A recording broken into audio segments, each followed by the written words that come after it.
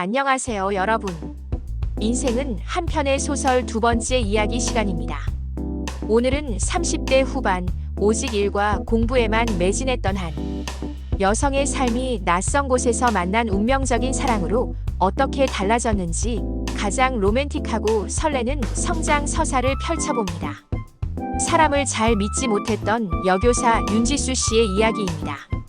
제 이름은 윤지수입니다. 38. 사람들은 저를 두고 철벽을 두른 완벽주의자라고 했습니다. 대학 때부터 임용고시까지, 그리고 임용 후에도 저는 고등학교 교사라는 직업에 제 모든 것을 바쳤습니다. 연애는 사치였고 인간관계에서 오는 복잡한 감정 소모는 에너지 낭비였죠.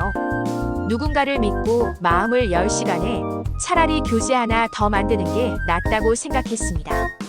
제 삶은 안정적이었지만 마치 색이 모두 바랜 단색 필름 같았습니다. 30대 후반이 되자 외로움이 현실이 되더군요. 일에 치여 바쁘게 살던 제게 문득 찾아온 여름 방학의 텅 빈 시간은 너무 길었습니다. 그때 저는 문득 도망치고 싶었습니다. 모든 것을 멈추고 제가 아는 사람 한 명 없는 곳으로요. 그렇게 충동적으로 캐나다, 밴쿠버행 비행기 표를 끊었습니다. 낯선 곳에서의 일주일은 제가 예상했던 그대로였습니다. 혼자 미술관을 걷고 혼자 밥을 먹는 고독한 여행. 그러던 어느 날 저녁, 저는 작고 분위기 좋은 캐나다 가정식 식당에서 작은 위기에 처했습니다. 캐나다 달러가 부족했던 저는 당황해서 어찌할 바를 몰랐고 식당 주인은 난감한 표정을 지었죠. 저는 습관적으로 당황한 기색을 숨기려 했습니다. 바로 그때 뒤 테이블에 앉아있던 남자가 자리에서 일어났습니다. 저기요. 혹시 한국분이세요? 제가 대신 결제해드릴게요. 여행 와서 이런 일 겪으면 기분 상하잖아요.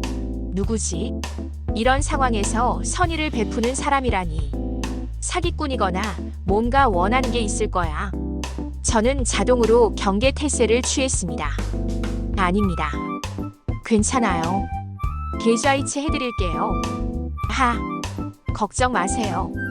제 이름은 데니얼 김입니다. 저도 여기 살아요. 나중에 커피 한 잔 사주세요. 대신 지금 이 순간만큼은 이방인이 아닌 여행자로 행복하셨으면 좋겠어요. 그는 환하게 웃었습니다. 그 미소는 제가 서울에서 마주했던 계산적이고 지쳐있는 사람들의 미소와는 너무 달랐습니다. 그의 눈빛은 맑았고 저는 태어나서 처음으로 아무것도 바라지 않는 순수한 선의를 마주한 것 같았습니다. 저는 결국 그의 도움을 받았습니다. 그리고 다음 날 커피를 사겠다는 약속을 지키기 위해 그를 다시 만났죠. 데니얼은 30대 초반의 IT 회사 직원이었고 캐나다에서 나고 자란 교포였습니다. 저와는 4살 차이였죠. 하지만 물리적인 4살의 차이보다 더 큰 것은 삶의 방식이었습니다. 그는 느리고 여유로웠고 저는 빠르고 긴장되어 있었습니다. 지수 씨는 늘 불안해 보여요. 시계가 멈춘 곳에서도 초침 소리를 듣는 것 같아요. 저는 그래야만 했어요. 쉬지 않으면 도태되죠. 그리고 누군가를 믿었다가 상처받는 게 지겨웠어요. 한국에서 힘들었군요. 하지만 모든 사람이 그런 건 아니에요. 저는 지수 씨가 긴장을 풀고 주변의 좋은 것들을 믿어봤으면 좋겠어요. 제가 지수 씨에게 7일 동안 믿음을 가르쳐 줄게요. 이튿날 밴쿠버에 갑자기 폭우가 쏟아졌습니다. 당황하는 저를 보며 데니얼은 미소를 지으며 말했죠. 괜찮아요. 제가 이 도시에서 가장 낭만적인 비밀 장소를 알아요. 그는 저를 인디 서점 구석에 있는 작은 카페로 데려갔습니다. 따뜻한 조명 아래 그는 제가 좋아하는 책의 구절을 찾아 조용히 읽어주었습니다. 그 순간 저는 수많은 책과 커피향 사이에서 난생 처음 시간이 멈춘 듯한 평온함을 느꼈습니다. 제가 좋아하는 것에 집중하고 낭만을 잃지 않는 그의 모습에서 사람에 대한 불신이 처음으로 흔들리기 시작했습니다. 여행 넷째 날 저희는 스탠리 파크를 걸었습니다. 제가 한국에서 겪었던 냉정하고 계산적인 인간관계에 대해 이야기하자 저는 또다시 스스로 벽을 세웠습니다. 데니얼 씨는 착하지만 결국 저는 다시 한국으로 돌아갈 사람이에요. 그는 걸음을 멈추고 서툰 한국어로 저를 바라보며 말했습니다. 지수 씨, 저는 돈도 배경도 아닌 윤지수라는 사람 그 자체를 좋아했어요. 저는 진심이에요. 그는 평소 유창했던 영어 대신 어려운 한국어를 골라 제게 진심을 전했습니다. 그 서툰 발음 속에서 저는 투명한 신뢰를 보았습니다. 제가 평생 갈망했지만 단 한 번도 받아보지 못했던 무조건적인 믿음이었죠. 여행 마지막 날 저는 카메라를 잃어버렸습니다. 제가 찍었던 모든 추억이 사라지는 순간이었죠. 저는 자책하며 다시 냉정하고 까칠한 서울의 윤지수로 돌아가려 했습니다. 지수 씨는 사진이 없어도 괜찮아요. 당신은 그 기억들을 마음속에 가장 완벽하게 담아두는 사람이잖아요. 그는 저를 잉글리시 베이로 데려가 노을을 함께 보았습니다. 그리고는 미리 준비했던 작은 노트에 그 7일간의 추억을 그림과 짧은 글로 채워서 선물했습니다. 카메라는 복사본을 담지만 이것은 당신의 마음속에만 있는 원본이에요. 그 7일 동안 저는 제 삶을 짓눌렀던 무거운 갑옷을 벗어던졌습니다. 그가 준 것은 사랑 이전에 세상을 다시 믿을 용기였습니다. 그 7일간의 기적 같은 로맨스는 제 마음의 갑옷을 녹였지만 저는 현실을 알기에 이별을 선택했습니다. 한국으로 돌아온 후 저는 다시 서울에 달아버린 일상으로 돌아왔습니다. 학생들, 교재, 시험지 모든 것이 제 삶을 채웠지만 마음 한구석은 늘 비어 있었습니다. 데니얼과의 추억은 마치 현실에는 존재하지 않는 아름다운 꿈처럼 간직했습니다. 저는 그가 선물해준 작은 노트를 자주 꺼내봤습니다. 그래, 내 인생에 그런 로맨스도 있었지. 그걸로 충분해. 저는 스스로를 설득하며 데니얼과의 연락을 끊었습니다. 영원히 헤어진 것으로. 그렇게 1년이 지났습니다. 저는 다시 완벽한 철벽 교사로 돌아와 있었습니다. 그러던 어느 날 서울 코엑스에서 열린 교육 관련 IT 컨퍼런스에 참석했습니다. 복잡한 인파 속에서 발길을 돌리려는데 낯익은 실루엣이 보였습니다. 저기, 데니얼 씨? 믿을 수 없었습니다. 밴쿠버에 있어야 할 그가 제 눈앞에 서 있었습니다. 그는 환하게 웃으며 다가왔습니다. 놀랐죠, 지수 씨? 윤지수 선생님을 다시 만나게 될 줄 알았어요. 한국에서 진행하는 프로젝트에 제가 합류하게 됐어요. 운명의 장난 같았지만 나중에 알게 된 사실은 달랐습니다. 그가 한국지사 설립에 적극적으로 참여한 것은 오직 저를 다시 만나기 위한 계획이었다는 것을요.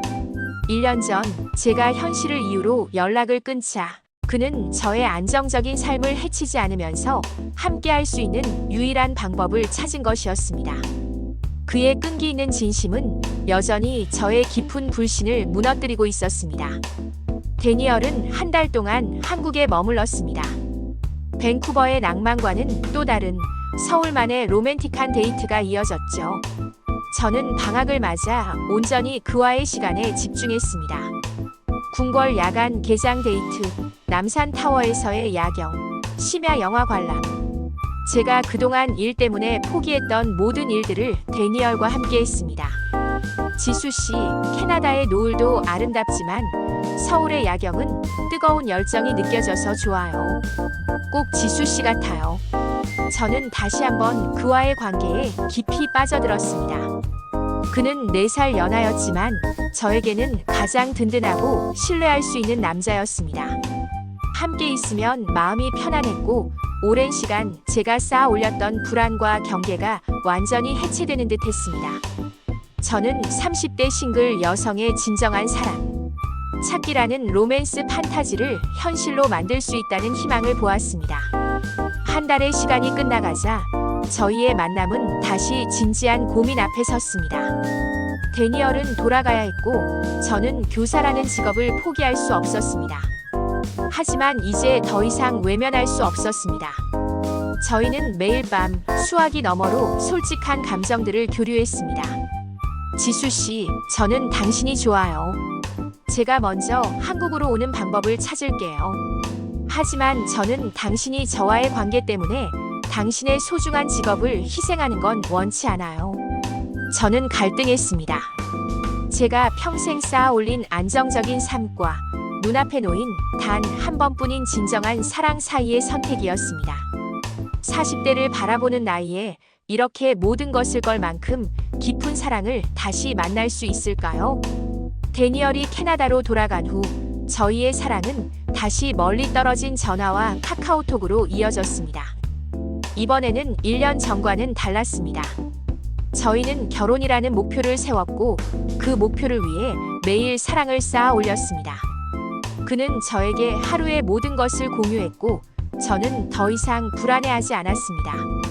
하지만 1년이 더 지난 어느 날이었습니다. 데니얼에게 급한 일이 생겼다며 며칠 동안 연락이 두절되었습니다. 저는 처음에는 이해하려 했지만 이틀, 사흘, 길어지는 침묵에 제 마음속에 오래된 불신이 다시 고개를 들기 시작했습니다. 결국 그는 캐나다 교포였지. 모든 것이 가짜였을까? 데니얼, 무슨 일 있는 거야? 왜 연락이 안 돼? 나 불안해지려고 해. 그 메시지는 읽지 않은 상태로 남아 있었습니다.